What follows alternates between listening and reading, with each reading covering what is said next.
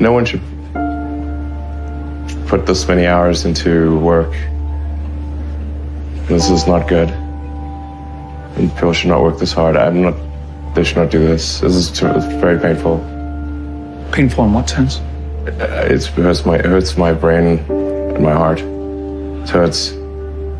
This is not recommended for anyone. I just did it because if I didn't do it, then Tesla, good chance Tesla would die. When my brother and I were starting our first company, instead of getting an apartment, we just rented a small office and we slept on the couch. And we showered at the YMCA, and we're so hot up we had just one computer. So the website was up during the day, and I was coding at night, 7 days a week, all the time.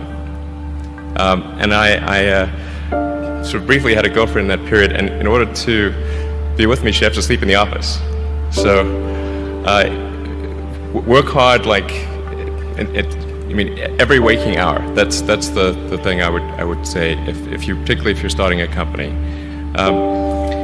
And I mean, if you do simple math, say like, okay, if somebody else is working 50 hours and you're working 100, you'll get twice as much done in the course of a year as the other company.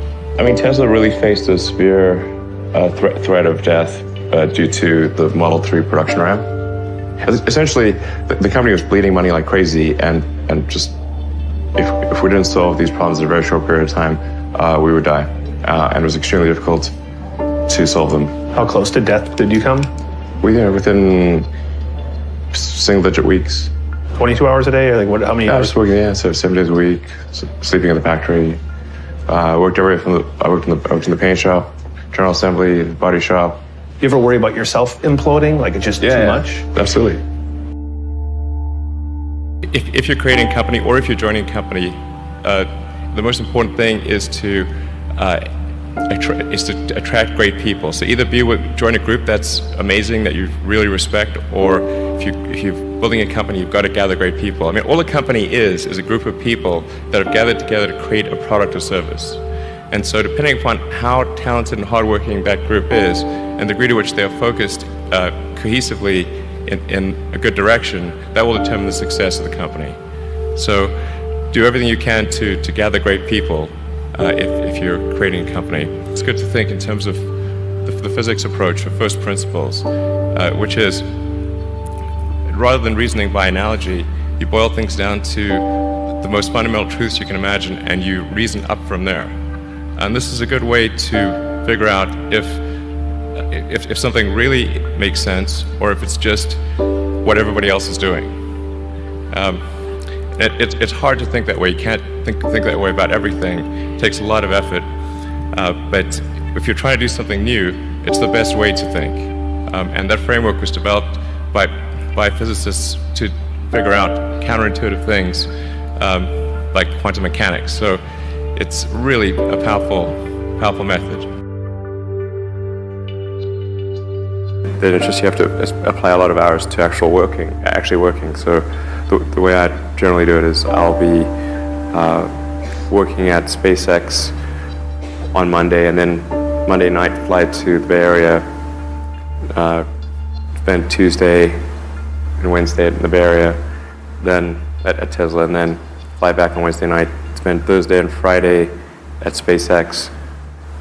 In the last several months, then I would fly back here on a Saturday and either spend Saturday and Sunday at Tesla or spend Saturday at Tesla and Sunday at SpaceX. Just showing up is half the battle. Just, you got to try hard to do it, and don't be afraid of failure. You also need to be rooted in reality. So you shouldn't, it's easy to get high in your own supply. You've got to not be afraid to innovate, but also don't delude yourself into thinking something's working when it's not.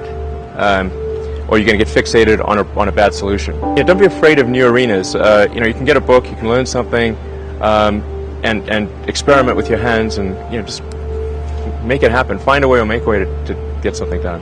But I think people can choose to be not ordinary. They can choose to not necessarily conform to the conventions that were taught to them by their parents. So yes, I think it's possible for ordinary people to choose to be extraordinary.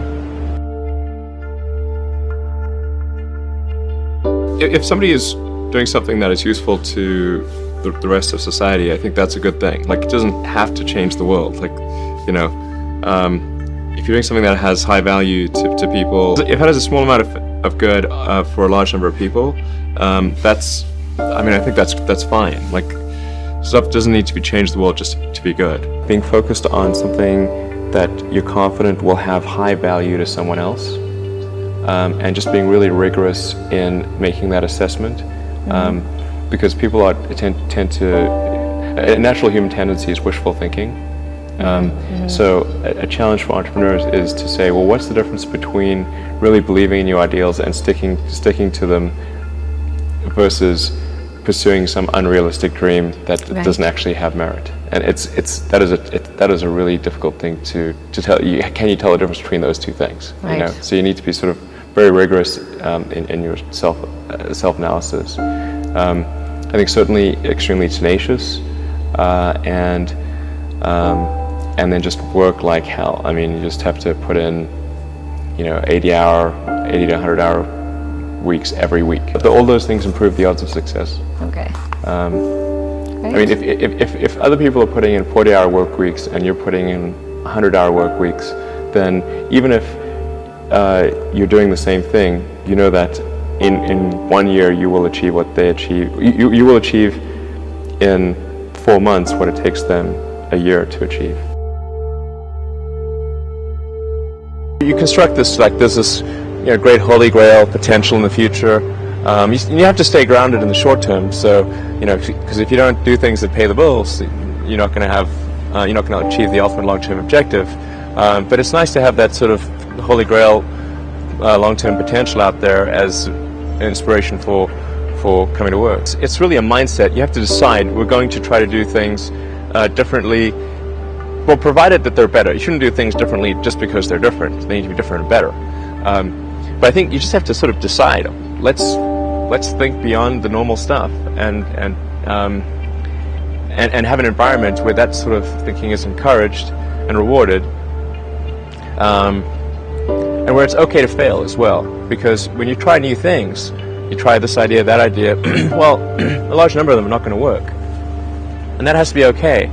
If every time somebody comes up with an idea that has to be successful, you're not going to get people coming up with ideas. You had that third failure in a row. Did you think, I need to pack this in? Never.